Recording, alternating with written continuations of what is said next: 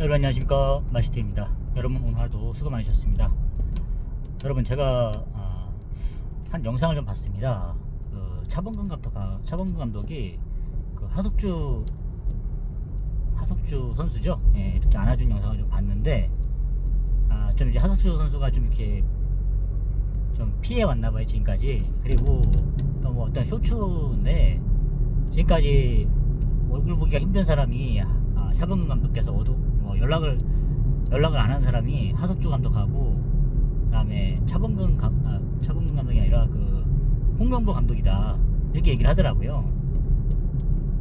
했는데 이제 하석주 선수는 이제 만나가지고 한번 안아주고, 이렇게 눈물을 좀 이렇게 하석주 선수가 좀 보이더라고요. 그런 영상을 봤는데 아직까지도 차범근 감독 연락 한 번 없다, 이런 식으로 이렇게 나온 영상이었어요. 뭐 자극적으로 만든 거겠지만 좀 그런 게 좀 있어요. 약간 보면서 하석주 선수는 정말 진짜 진심으로 미안하겠구나 생각이 들더라고요. 그리고 또 그렇지만 또 감독이 차범근 감독님께서 이렇게 안아주면서 하시는 말씀이 아직까지 마음에 두고 있냐고, 그런 걸 축구에서는 무슨 일도 일어날 수 있는 거지 아니냐, 이렇게 하면서 토닥토닥 안아주더라고요. 마치 자기는 다 이제 이해한 것처럼 이렇게 말씀하시더라고요. 근데 그 당시 생각해보면 여러분 아시죠? 1998 프랑스 월드컵이죠. 그 당시 때 정말 우리가 5대0으로 졌을 때 네덜란드한테 이동국이 스타가 됐지만, 그때 보면은 참 우리나라 국민성이 막 뒤끌었어요. 어쨌든 뭐 다 그때 월드컵 때면 다 관심, 프로축구도 보이지도 않는 사람들도 다 감독이 되잖아요. 뭐 죽일 놈 살릴 놈 막 그렇게 해버렸잖아요 사실. 그럼 지금 그렇게 보면 참 미안한 것도 있어요. 어쨌든 그 감독의 고유 뭐 어떤 영역이잖아요. 선수를 쓰고 이렇게 하는 것 자체에 대해서 솔직히 우리도 자식이었을 때가 있고 부모가 됐잖아요. 봤을 때 정말 뭐 뜻대로 가나요? 그게 아니잖아요. 우리 인생을 보면 생각하는 대로 안 흘러가잖아요. 축구판도 마찬가지 아닙니까? 무슨 일이 일어날 수도 있는 게 축구판이라고 말하잖아요. 그 당대를 호령했던 유럽에서 그런 선수가 그 얘기를 하잖아요. 그러니까 그런 선수가 이게 다 이해하면서 안아주니까 정말 제가 봐도 가슴이 뭉클하더라고요. 그러면서 정말 하석주 선수 기억나더라고요. 진짜 그때 한 골 넣고 왼발에 달인이었잖아요. 근데 이제 넣고 나서 어이없게 태클 걸어가지고, 지금도 어이가 없어요 사실은. 수가 밀리니까. 뭐 인생에 어쨌든 뭐 축구판에서 모든 뭐 가정이라는 게 통하진 않지만 그때 그거 안 했으면 어땠을까, 뭐 들긴 들죠. 하지만 엄연한 현실은 현실이잖아요. 그렇게 봤을 때 진짜 그런 것 같아요. 그렇게 받아들여야 될 것 같아요. 이게 축구라는 게 뭐 바둑판, 뭐 장기판도 마찬가지로 무슨 일이 또 일어날 수 있는 거잖아요 사실. 그렇게 받아들이면 편하겠더라고요. 꼭 뭐 압도적인 전력이라고 해서 이기는 것도 아니고, 정말 업셋이라는 게 있잖아요. 그런 것처럼 어떤 일도 다 벌어지는 게 그렇더라고요. 인생을 많이 배우는 것 같아요, 축구를 보면서. 이제 진짜 이렇게 딱 20년 25년 흐르고 나서 보니까 참 모르겠어요. 차범근 감독도 그때 당신이 정말로 그때 개인으로서는 민족의 영웅 전설에서 지금 완전히 나락에 가버린 거잖아요. 명장 반열에 올려 있었는데 또 그렇게 된 거잖아요. 그러니까 자식이잖아요. 자식. 선수가 자식이잖아요. 뭐 말을 안 들을 수 있는 거죠. 흥분해가지고 갑자기 날뛰고 이러니까. 김병지 선수 그렇지 않습니까? 그런 것처럼. 그러니까 아버지가 다 이게 짊어지고 가시잖아요. 이런 것처럼. 근데 다른 걸 떠나서 뭐 지금 지나고 나니까 하석주 선수도 이해가 가고 차범근 감독도 이해가 가고 좀 그런 생각이 들더라고요. 최근에 이정효 감독 보이죠? 뭐 잘하다가 갑자기 뭐 패하고 그러잖아요. 최근에 차두리 감독이 화성을 이끌고 잘 나가고 있잖아요. 그런 것 같아요. 전폭적인 지지를 받은 이정효 감독도 지금 잘 뜻대로 안 되는 거잖아요. 지금 사람 키우는 게. 축구판이라는 게 진짜 뜻대로 안 되잖아요. 명장을 데려왔다 하더라도 그게 안 되는 거고. 그러니까 언제까지 그렇게 사람에게 의존해야 되냐, 이런 생각도 드는 거예요.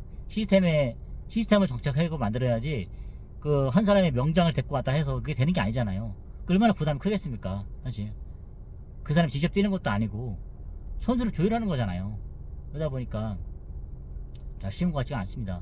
정말 저번 같은 경우는 진짜 나락을 갔잖아요 그때. 그러고 나서 뭐 해설만 통해 가지고 하면서 이제 많이 그 회복이 된 것 같아요. 근데 본인으로서는 얼마나 또 월드컵 하면 또 가보기 쉽겠습니까? 하지만 그때 이후로 우리 차범 감독님한테 뭐 다시 하라고 얘기합니까? 그 이후에 뭐 해설 같은 거 할 때는 뭐 차범 감독님이 좀 잘하는 거 뭐 차범 감독 해설하는 것도 보고 그랬잖아요. 그런 게 일이다 막 하면서 했지만 다신 그 감독님한테 우리가 뭐 월드컵 감독을 맡기진 않잖아요. 얼마나 부담이 되고 그렇습니까? 그러니까 그렇게 좋게 헤어지지 않았기 때문에 월드컵을 그 당시에 그 경질돼가지고 그렇게 막 바로 뺐잖아요. 그렇게 도중에 그건 좀 아니었던 것 같아요. 그러니까 우리가 차분하게 한번 그 선생님을 존경하는 것처럼 감독을 한번 믿어봤었으면 하는 생각이 들더라고요. 지금 우리가 홍명보 감독한테 하는 것처럼 그 당시 좀 했었으면 어땠을까 싶더라고요. 우리가 아무리 홍명보 감독이 저렇게 막 믿게 하더라도 그냥 일단 믿어주잖아요. 뽑아놨으니까.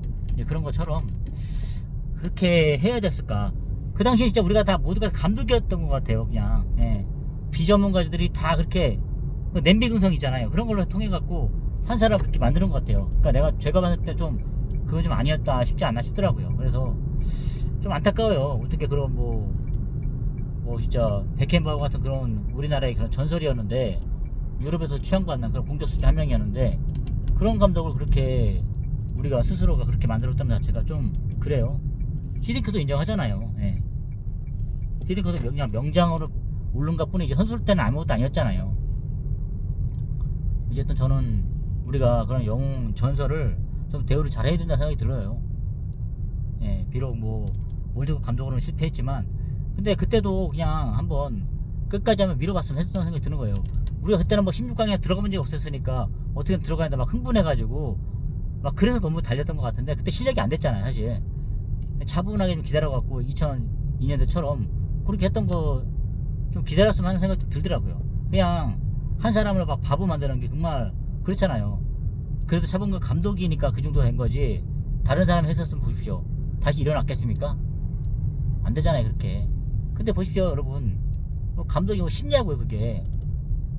이정효 감독도 보십시오. 이정효 감독까지도 그렇게 할 거예요? 그렇게 어렵게 모셔와가지고 했다가 또 저 사람 저 나락으로 보낼 거예요? 이동국 감독이 만약에 온다 선정해 보십시오. 그 사람한테도 그렇게 할 거 아닙니까? 어느 누가 선수들이 그렇게 감독을 하려 하겠습니까? 그냥 편안하게 뭐 방송이나 나가지고 뭐 예능이나 하고 말지. 그렇지 않습니까? 힘들고 욕 바가지로 얻어먹고 그거 하려 하겠습니까? 그렇잖아요 여러분. 그리고 뭐 참 차두리 감독이 참 그래도 뭐 예능 같은 것도 안 나오고 바로 이렇게 뭐 고등학교 감독 맡고 하면서 이제 프로팀 감독 이게 가는 거 보면은 참 한편으로 걱정도 되면서도 참 대견한 것 같아요. 오로지 그냥 진짜 저 사람이 이제 축구 인생 사는 것 같다 생각이 들더라고요. 정말 그 아버지의 그때 그 아버지도 힘들었겠지만 그 바라보는 아들은 얼마나 더 힘들었을까요? 더구나 아들이 축구의 길을 갖고 있잖아요. 오죽하면 안정환 선수가 자기 아들은 축구의 길이 힘드니까 뭐 축구 관련된 일을 하던가 이것도 힘드니까 아예 가지 말게 했잖아요. 이왕이면 안 갔으면 좋겠다. 정말 자기가 원하지 않으면 안 갔다. 물론 보니까 센스는 있어 확실하게. 그 피가 어디 가겠습니까? 하지만 그래도 다른 길을 가게 만들잖아요. 그 센스가 좋은 그런 축구 선수인데도 자기 아들만큼은 그러니까 그런 게 다 두려운 거죠. 욕먹게 하는 게 싫으니까. 축구인의 길이 얼마나 힘든지 보면 알지 않습니까? 선수 때도 그렇고 또 감독이 지도자의 길로 간다 하더라도 욕 바가지로 먹게 되는 거고. 누가 그런 걸 바라보고 싶겠습니까? 아버지가 됐든 아들이 됐든 간에 가족이 욕먹는 걸 하고 싶겠습니까? 근데 우리가 좀 그렇게 바라봐야 될 것 같아요. 축구판이든 인생판이든 간에 무슨 일이든 일어날 수 있는 판이다. 그러니까 너무 그렇게 차가운 시선으로 한번 못했다 해가지고 그리고 그건 좀 아니지 않냐 싶더라고요. 그렇게 해서 너무 이제 우리가 3세판 이렇게 기회를 주잖아요. 그런 것처럼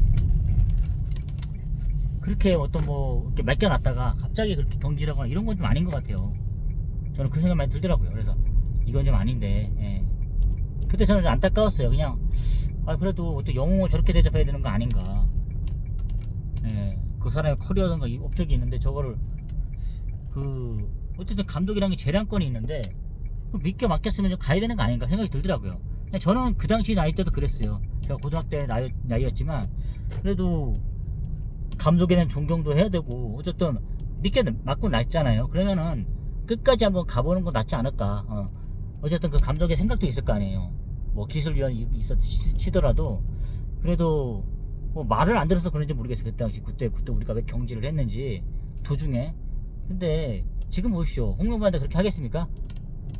안 하잖아요. 지금 연봉도 많이 주면서 자기 고집대로 하잖아요. 이승우 한번 뽑아 쓰라는데 절대 안 쓰잖아요. 그런 것 같아요. 뭘 할 수 없잖아요. 그런 것처럼 뭐 16강에 들어가든 못 가든 간에 지금 어쨌든 저는 그 생각이 듭니다. 아 그래 맞다. 우리가 대통령 뽑아놨으니까 어떻게 갈아칠 수도 없잖아요. 그런 것처럼 일단 한번 맡겼으면 가는 거예요. 지금 우리가 뽑았으면 그냥 가는 거예요. 그게 민주주의더라고요. 공산주의랑 다른 게 그런 거잖아요. 그래서 한 번에 선택할 때 제대로 신중하게 하라는 거 아니지 않습니까? 그게 참 그런 것 같아요. 민주주의가 힘든 게 그런 것 같습니다. 진짜로. 어떻게 뭐 시간이 너무 걸려요. 그런 것처럼 저는 그렇게 생각합니다. 일단은 그때 우리 다시 한번 되풀이하면 안 될 것 같아서 감독들에 대해서 저도 그렇습니다. 뭐 맨날 욕은 하지만 그래도 홍명보 감독을 뽑아놔서 감독은 감독인 거예요. 그 사람이 뭐 말아먹든 뭐 하든 간에 아버지는 아버지인 거 아닙니까? 항상 저는 그런 걸 좀 원칙을 지켰으면 좋겠어요. 여러분 모두 저랑 마찬가지로 그럼 우리가 원칙을 지키는 그런 사람들이 되었으면 좋겠습니다. 잘하든 못하든 간에 일단은 말아먹든 뭐든 간에 일단 맡겨봅시다. 그리고 나서 돌아와서 뭐라 합시다. 도중에 그렇게 막 하지 맙시다. 그거 너무나 슬픈 거예요. 그거는 평가는 나중에 합시다. 차범근 감독의 아들 차두리 선수 얼마나 슬펐겠습니까? 그렇게 하지 마시고, 그리고 홍명보 감독 뭐 얼마나 당신이 대단한 업적 이루었는지 모르겠지만 더 대단하신 분이 차범근 감독님이세요. 그분한테 예의는 좀 지켜주세요. 전화도 드리고 축구의 원로지 않습니까? 그러니까 당신이 뭐 얼마나 대단한 거 했는지 모르겠는데 우리 그렇게 생각 안 해요. 당신이 운빨이었어, 운빨. 그러니까 그렇게 원로 잘 정말 불모지 이꾸신 분은 그 전설이세요. 우리가 뭐 당신을 그렇게 하겠습니까? 운빨이 좋았다 뿐이지. 그렇게 하지 마시고 하석조 선수처럼 인사도 드리고 예의를 지키세요. 아셨죠? 진짜 전설은 차범근 감독님입니다. 당신이 아니에요. 아셨습니까? 그렇게 한번 제가 알려드리겠습니다. 여러분 저녁 맛있게 드시고요. 여러분 감사합니다.